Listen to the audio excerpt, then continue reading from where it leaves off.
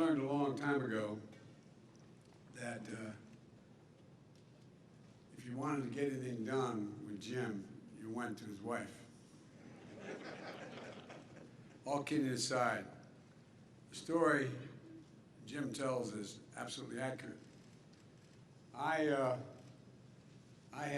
got what we call, in my old neighborhood in Claymont, Delaware, I got shellacked in the first two primaries. And I kept saying, I'm waiting to go to South Carolina. No, I mean it sincerely, because I come from a state that has the 8th largest African American population, and that's the source of all my support in Delaware, for real. And I got down here, and things were moving pretty slow. And I remember Miss Emily kept saying to me, and I heard her say it to Jim, we should be for Biden. And she's an incredible woman. I'll speak about her a little bit. But, you know, not only did we win, I think we won every single district. And I just want you to know it matters. And Jim's saying to you, you know, if you don't succeed at first, try again. Well, a lot of you have already figured out that you can do anything you want to do if you set your mind to it. But one of the things that most people don't focus on anymore is there an awful lot of people like Jim, like me, like Ms. Emily, like a lot of you, who no one expected to do something significant.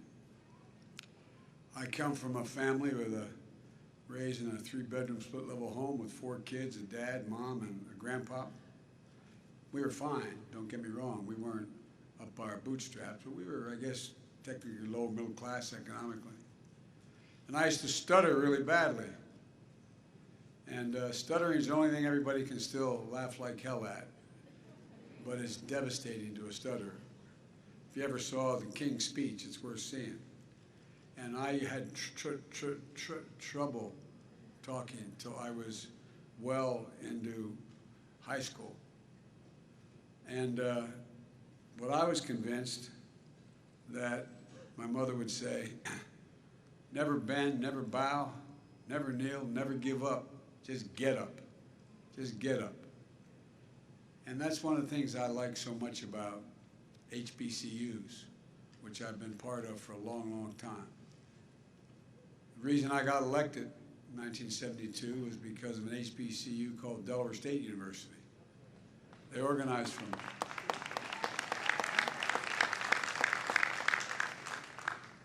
So, folks, you're inheriting an incredible tradition graduating from this university. On inauguration day, I placed my hand on the Bible and looked out toward the National Mall. And what I see, I saw a South Carolina State baseball cap. Oh no, not kidding, not kidding. Talking to 2 former presidents, Clinton and Bush. Today I look out and I see Jim in his South Carolina State cap and gown. Jim, I'm honored you asked me to be here, and as you receive your diploma you earned 60 years ago, never got a chance to receive it in person. You know, I know this, that Miss Emily's here. Her spirit and the students are here today. Students on scholarship in her name. Students in the Honors College in her name. And she is always in our hearts. She was a genuine gift, a dear friend to Jill and me, and a great American. And she loved this institution. She loved this institution. Thank you, President Conyers, the Board of Trustees, the faculty, staff, one of our nation's great universities. Though I'm from Delaware, I've got to put Delaware State up there. The president of Delaware State used to work for me, went and got his doctorate and said, this is not the good job, I'm going to be president of the university. But all kidding aside, of course, President Harris is a proud Howard alum.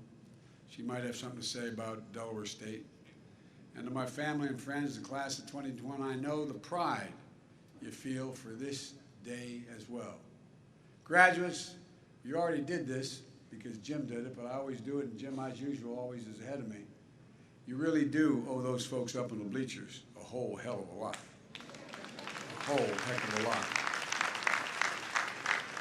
And I'm sure not a one turned to his husband or wife and said, guess what, no tuition next semester. But I just want to say to the parents, we know, like my family, know the sacrifices you made to make sure this day arrived. And you're the ones that helped you get through this period, and you got a lot to look forward to. Graduates, I know you've already stood to thank your parents and your families, but you know, the fact is that congratulations, you earned it. You earned every bit of it. I know it wasn't easy. Remote learning, fearing getting sick from COVID-19, feeling the pain for those who lost loved ones, and you know people who've lost loved ones. The uncertainty of a devastated economy, the reckoning on race not seen since the 50s and 60s. Your time here has come during a tumultuous and consequential moment in modern American history, and has led you to graduate at a real inflection point in history. No graduating class gets to choose the world into which they graduate. Every class enters the history of the nation up to the point that has been written by others. But few classes, every once in a few generations, enter at a point in American history where it actually has a chance to change the trajectory of the country. And that's not hyperbole. You face that inflection point today. And I'm confident you'll meet the moment. You're ready because you're part of a proud and sacred tradition, an HBCU tradition, more than 180 years of excellence, institutions that instill a sense of purpose and commitment to make a difference in all their students. Not just to lift up yourselves, but to lift up others. An institution grounded in the belief that every American, of every race, background, and zip code, should have a fair and equal chance to get as far as their God-given talents give them. Incubators of scholars and educators, advocates and athletes, leaders of industry and entertainment, faith in medicine, arts and science, the molders of trailblazers, visionaries, and public servants. You know it. You know it better than anyone. HBCUs have helped produce 40% of all the black engineers in America. 50% of all the black lawyers in America. 70% of all the black doctors and dentists in America. And 80% of all the black judges in America. Folks, I see HBCU excellence every single day in my administration, and that's not, I'm not exaggerating. Vice President Harris, my cabinet, Michael Reagan, Administrator of the EPA, senior White House staff, staff across my entire administration, graduates, I'm here to congratulate you, but also to let you know that your country, this is not hyperbole, is counting on you. They're counting on you to change, to turn the dial at a moment we have a chance to do it. And that I'm committed to doing everything I can to make real the promise of America for all Americans, for all of you.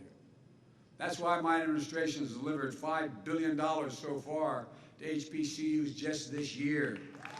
Just this year. And more to come. Because there's nothing you're unable to do if you have the product, if you have the laboratories, if you have, well, a lot of these HBCUs aren't endowed like these other universities. For South Carolina State, it helped to help clear the balances of more than 2,500 students in student debt. It helps students weather financial hardships caused by the pandemic and stay in school. It financed the residence hall, the largest in South Carolina. And that's why we're working to increase, and we will get it done with Jim's help in the House. Pell Grants by another $1,500, so particularly black students and lower income families can attend community college, four-year schools, and black universities, HBCUs. That's why I'm proposing a historic investment to create and expand HBCU programs in high-demand fields like cybersecurity, engineering, and healthcare. These are the big-paying jobs getting out now. But too many HBCUs don't have the laboratories, don't have the capacity. They have the intelligence, they have the intellectual capacity, but they don't have the research dilemma in front of them. We're going to create new research and development labs to prepare students for jobs in the future and establish HBCU research hubs all across this nation. I also reestablished the President's Board of Advisors on HBCUs, led by a friend of mine, Dr. Tony Allen, president of Delaware State University. As I said, used to work at my staff to engage the private sector to advance HBCUs. It's beginning to happen. I think your president will tell you. Vice President Harris is in constant contact with leaders of the Divine Nine. I signed an executive order to advance HBCU excellence across the administration in everything from policies to funding. And part of that effort includes recognizing outstanding HBCU student scholars, like your student government president we just heard from, Giovanni. Congratulations. But there's always more we can do. We're going to lead the way just as Jim has led the way. What makes Jim so effective as the highest ranking Southern African American ever in the House of Representatives is Jim never forgets where he came from. Don't you ever forget where you came from. That's your secret power. You understand? There's no one more effective who knows how to get things done than someone who understands the need to get things done and the people who need it. I mean it. Who understands what folks are going through. That's Jim, and that's many of you, and that was me graduating years ago. With the infrastructure law I just wrote and signed into the law, and that Jim did so much to pass, we're going to create better jobs for millions of people to rebuild our roads, highways, bridges, cities, small towns, rural communities. It means more opportunities for black businessmen, black contractors, black engineers, building black communities back to where they have to be. And I mean it. So if you don't know the community, it's hard to know what it needs. It means every American, every child being able to turn on a faucet and drink clean water because we're going to rip up every lead pipe in America. It's something that Jim has really championed. It means everyone should be able to access high-speed internet, urban, suburban, and rural. Graduates, you lived it. No student should have to go to a coffee shop or a fast food restaurant to get the internet so they can do their homework. We're going to make sure it never happens again. This is the United States of America, for God's sake. And criminal justice reform, we need it from top to bottom. I believe we need judges who understand the experience of the people where they come from. That's why I'm proud I appointed more black women to the federal bench and the circuit courts, and more former public defenders to the bench than any administration in American history. The previous record was 3 black women in 8 years. We've confirmed 4 in less than 8 months, and there's more we can do. There will be lawyers and judges who will be in charge, who understand real people and the needs of people. On police reform, I share the frustration, and I know the family well. George Family Justice Act and Policing Act, I know the family well. It's not been passed in the Senate, but the fight's not over. Despite Republican obstructionism in this bill, we've made changes to the federal law enforcement policies that I have the ability to do with the stroke of a pen. The Justice Department has banned chokeholds, restricted no-knock warrants, required federal agents to wear and activate body cameras.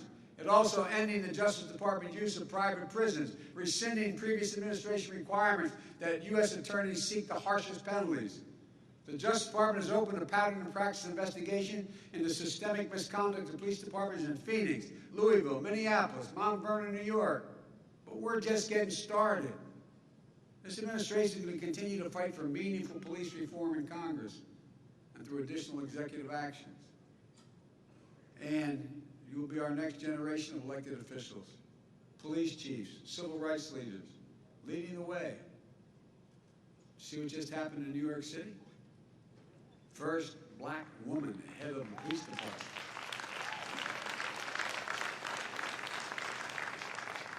The My American Rescue Plan was passed right after historic investment in community policing and violence intervention programs that are shown to reduce violent crime as much as 60%. We don't have to spend less money, we have to spend more money on police to give them the kind of help they genuinely need. Why is a police officer showing up to the suicide threat, someone trying to jump off a building? We need more social workers there. We need more psychologists there. They need help. They're basically good people to prevent violence in the first place. We're expanding summer programs and job opportunities and other services to keep young people safe and set them up for success. We're helping formerly incarcerated people re-enter their communities. Somebody gets out of jail now after serving their time. What do they get? They get a bus ticket and $25, and they end up under the same bridge that got them there in the first place. So I'm going forward to make sure that everything that's available to anybody else is available to them, notwithstanding the fact they'd already served their time. We're going to reinstate access to Pell Grants, job training, apprenticeships, proven pathways to a better life. We need you. We need you to lead a lot of these efforts. We're also working to stem the flow of firearms and rogue gun dealers, the current epidemics of gun violence in this country. No greater victims than the black communities. We talk about these massive shootings. Well, guess what? There's a massive shooting every day in urban America. The number of lives that are taken. But you'll lead the way as community leaders, educators, faith leaders, nonprofit leaders. This is my daughter's doing right now. She's a social worker. She's heading up Boys and Girls Clubs all across the country. You got to give people alternatives. You got to give them a reason to think they can make it. We're also going to use the federal government's purchasing power to unlock billions of dollars in new opportunities for devastated small businesses, including minority-owned small businesses to access government contracts. The goal I've set is 50% increase in the number of minority contracts going to minority firms by the year 2025. Because folks, what did we learn? We learned there's no difference between a black entrepreneur and a white entrepreneur in success, except the black entrepreneur usually doesn't have a lawyer, usually doesn't have someone who is going to be there, an accountant, to get it all set up. Their idea is as profound, but the help is missing. You'll be the entrepreneurs and business owners accessing that opportunity and reinvesting in your communities. On housing, it isn't right. If a builder goes out and builds the exact same home on two different sides of an interstate, one in an all-white neighborhood and one in an all-black neighborhood, same exact home, the moment the last screw or bolt was put into that home and somebody occupies it, the black home is worth 20% less than the white home. The moment. You live in a black community, you have a better driving record, someone lives in an all-white community. Same automobile, your insurance is going to be higher. It isn't right. That home owned by a black family is appraised at a lower rate. At the same time, the home owned by the white family is raised more. We're aggressively taking on housing discrimination. How do folks make it to the middle class from working class circumstances? And many of you have done that. Many of your parents have. You build equity in your home. That's how 90% of the folks make it to the middle class. They get an opportunity to own a home and they build equity in a home. Allows them to borrow against later, to send their kids to school, to do a whole range of things. And you're going to be the ones having to lead the way, not the ones just benefiting. You're the ones going to have to lead the way because you understand. Maybe most important of all, we have to protect that sacred right to vote, for God's sake. Think about it. I got started in politics because of the civil rights movement. I noticed some of you were looking at it. I thought you were wondering, how does he know the black national anthem?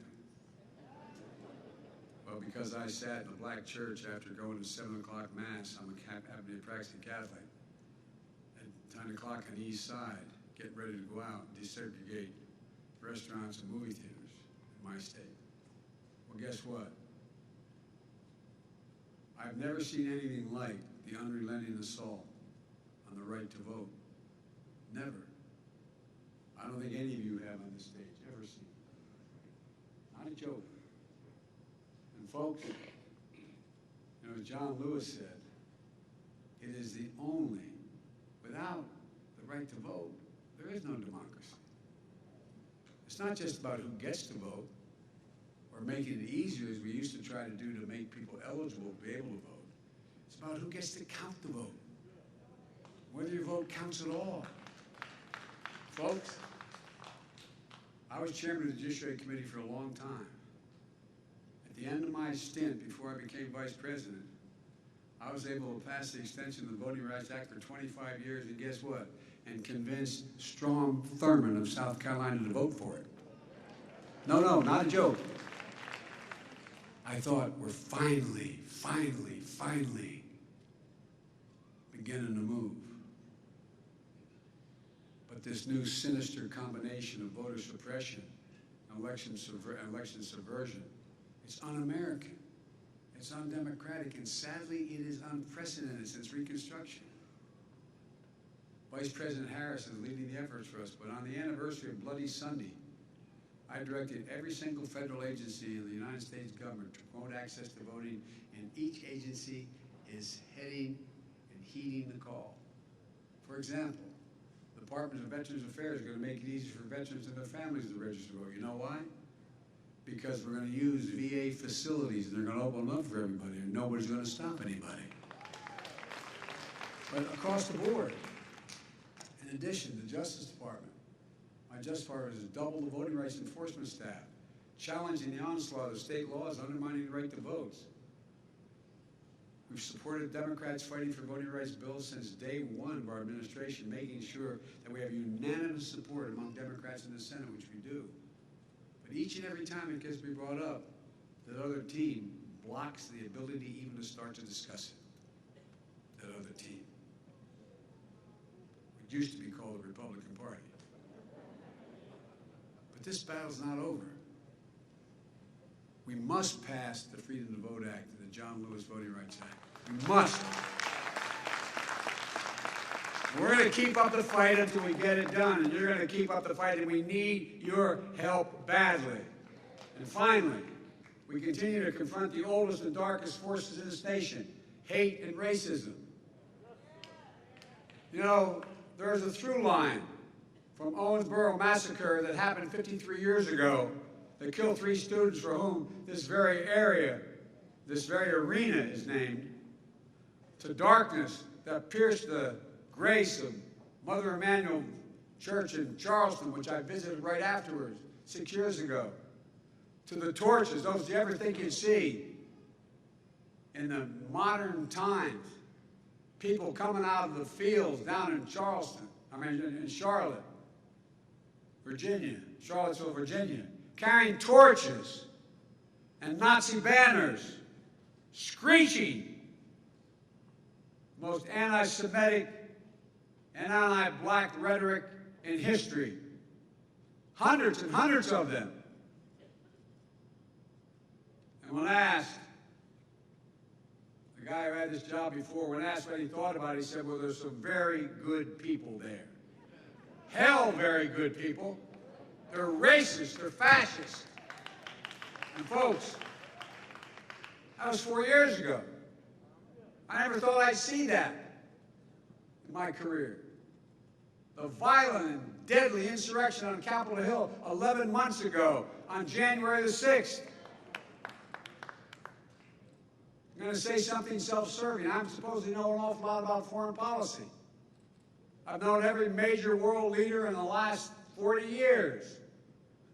I've spoken to over 140 heads of state since I become president. You know what they'll ask me?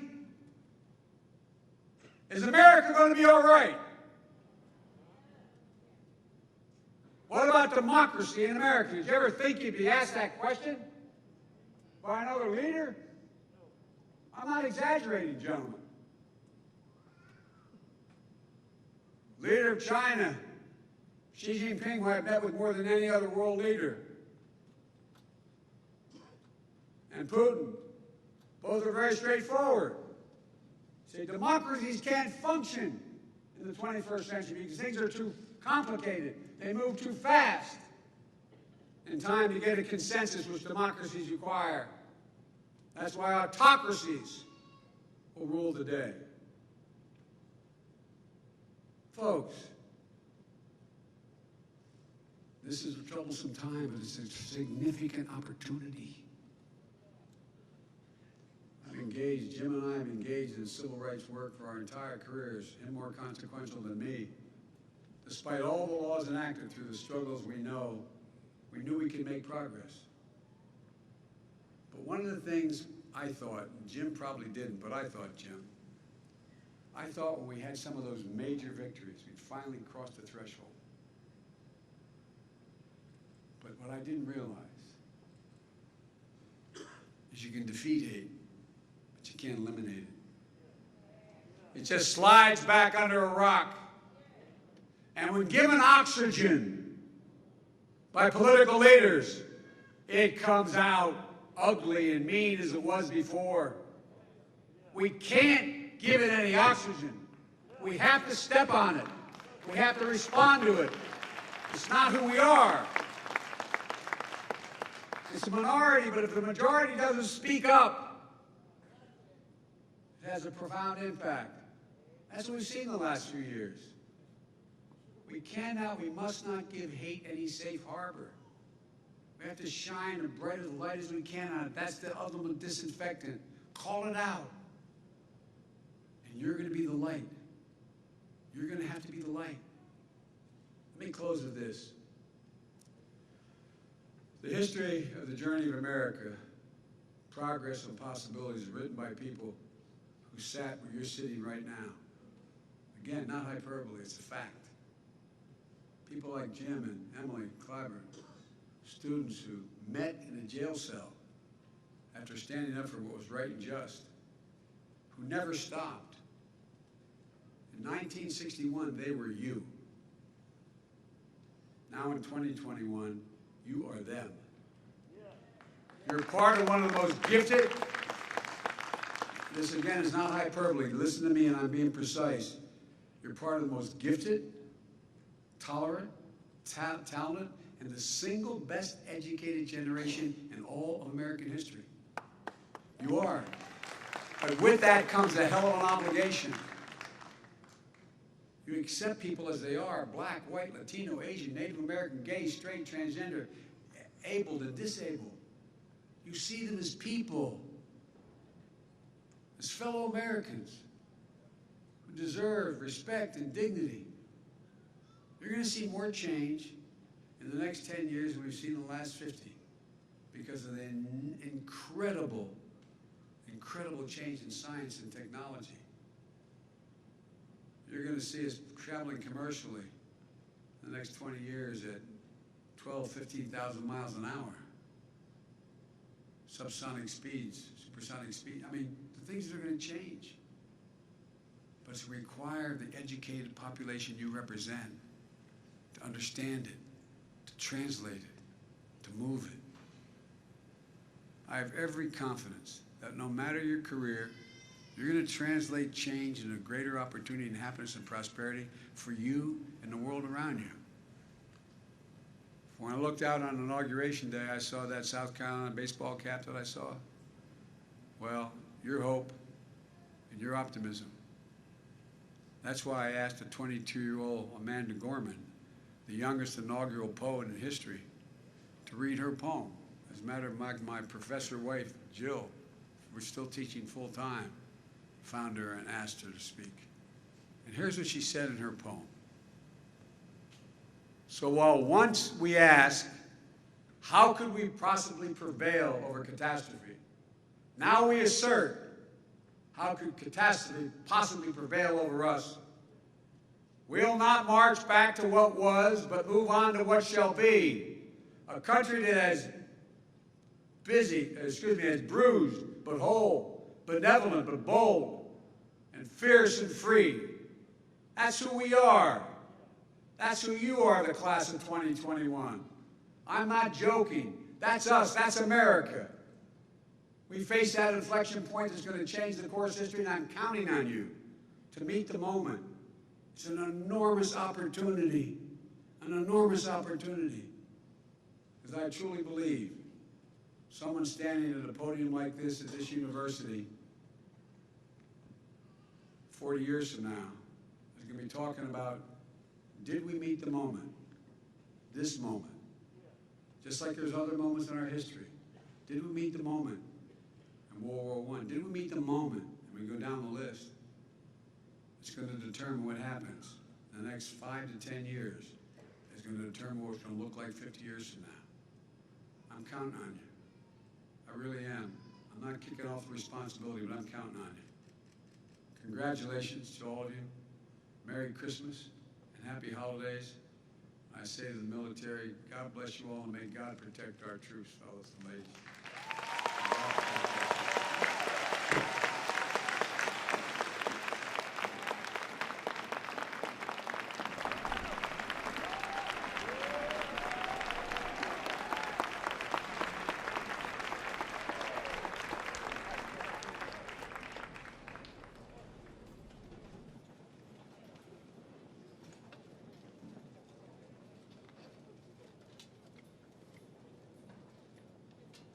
President Conyers, ladies and gentlemen, it is my privilege to present